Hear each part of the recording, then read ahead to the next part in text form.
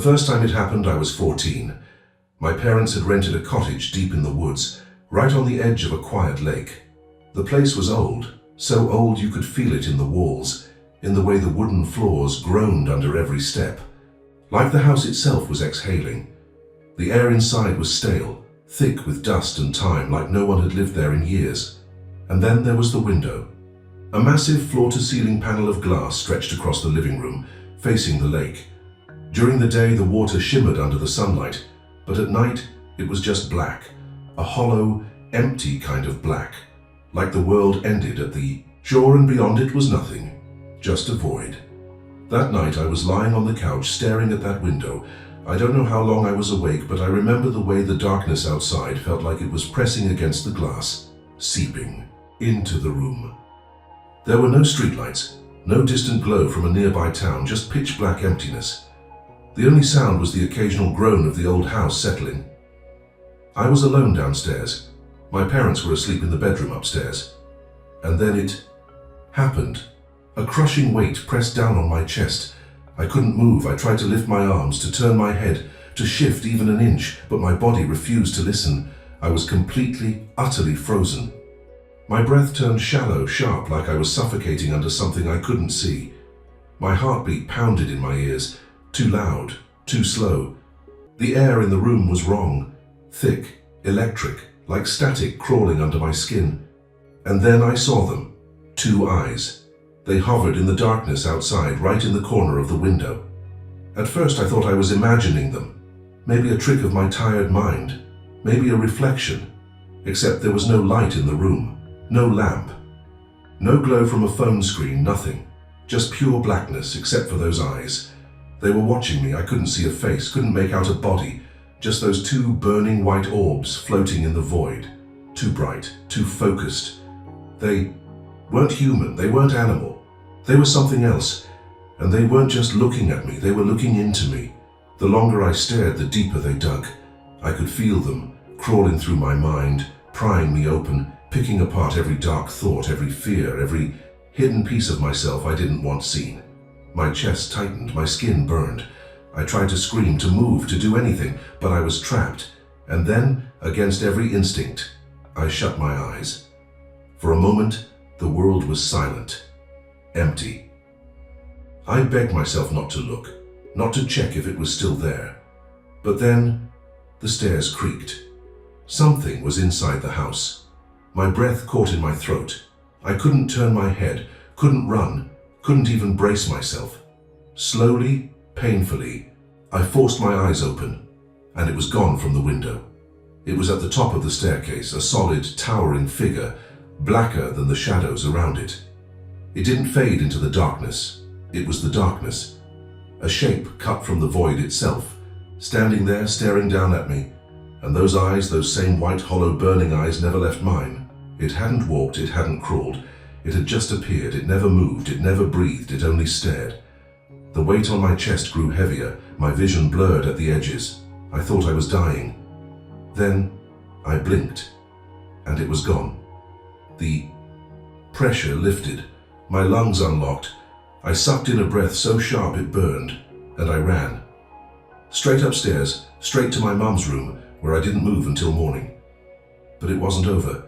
It was only the beginning. The patterned morning came, and the sunlight pouring through the windows should have made everything feel normal again. It didn't. The air in the cottage still felt heavy, like something had settled there in the night and hadn't left. I didn't tell my parents what happened. I couldn't. What would I even say? That I saw something in the window, that it was inside the house, that it stared at me all night while I lay there paralyzed? They wouldn't believe me. So I convinced myself it was just a dream, a nightmare. It had to be. Sleep paralysis. That was the logical explanation, right? I'd read about it before. The feeling of being trapped in your body, the hallucinations, the overwhelming sense of dread. That's all it was.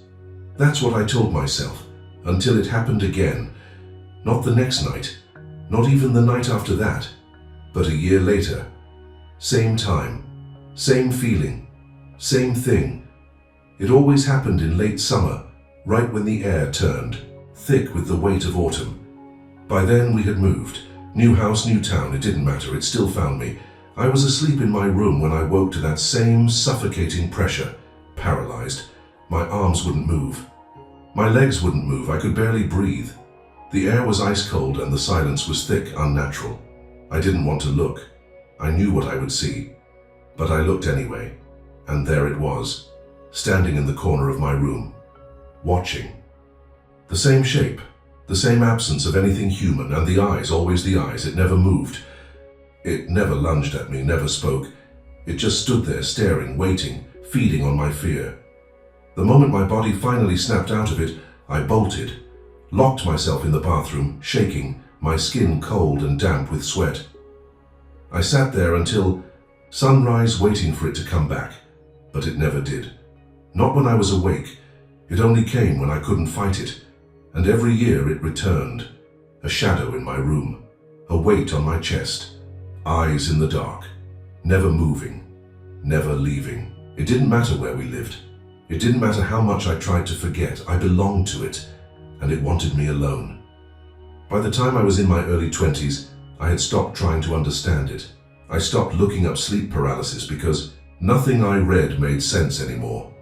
The things I saw online weren't comforting. They were horrifying. Stories of people seeing the same thing. Tall, featureless figures, watching, waiting, never moving.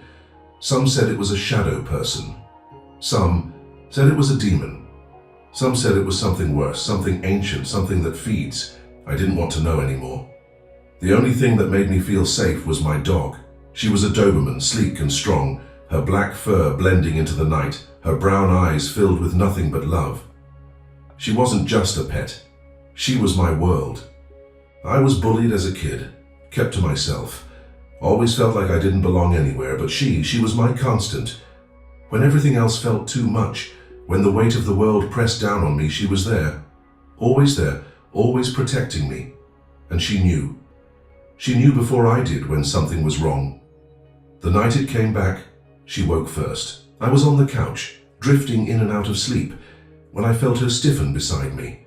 Her body went rigid, her ears pinned back. Then, the growl. It wasn't a normal growl. It wasn't the kind she made when she saw a stranger outside or heard something unusual. It was deep, primal, like she was trying to warn something. I tried to move, to reach for her, to pull her close, but I couldn't. Paralyzed again, my eyes darted to where she was staring. The stairs. And then it was there. Not in the window, not in the corner. It was near the center of the staircase where half its body was covered in darkness, and only its head could be seen with those malicious eyes. Standing, watching, waiting. And for the first time in my life, I wasn't the only one who saw it. She saw it too. She knew it was real. Her growl turned into something desperate, her body trembling, teeth bared, but she wouldn't leave my side. She wouldn't move, she wouldn't run. Neither of us could. I don't remember how long we stayed like that, minutes, hours. But when it finally disappeared, she didn't stop staring. She didn't sleep that night. She barely slept after that. And then, 2 weeks later, she was gone. No warning, no sickness, just gone. The vet couldn't explain it, said it was sudden, unexpected. Sometimes it just happens. No, it doesn't. Something took her. I couldn't save her, my only true friend. I couldn't do a fucking thing. It knew that she was protecting me. It knew that if I had any hope or comfort, it wouldn't be able to take me. And I think it wanted me to be alone. It's worse now. At 26, I finally moved into my own place. I thought maybe it was over. That it had just been a childhood terror. That without my dog, without anyone, I'd at least be free of it. I was wrong. That first night when sleep paralysis took hold, I felt it immediately. The air shifted. The pressure returned. The weight on my chest was unbearable, like something was pressing into me, sinking into my bones. I opened my eyes, and it was on the ceiling, directly above me, not in the corner, not at the stairs, above me, leaning down, watching. The eyes never blinked. I couldn't move, couldn't breathe, and for the first time in my life, I felt it. Not just its presence, its touch, like cold fingers pressing against my ribs, like something trying to pull me into the dark. It didn't just want to watch anymore, it wanted more, and now I feel it all the time, even when I'm awake, even when the lights are on. It's there, waiting, watching. And every night when I close my eyes, I wonder, will I wake up this time? It's been a couple months since that moment, and I still don't know what this being is, and almost every other day I feel dread or the feeling of being watched. I hope it's stress and all of it is just one big coincidence.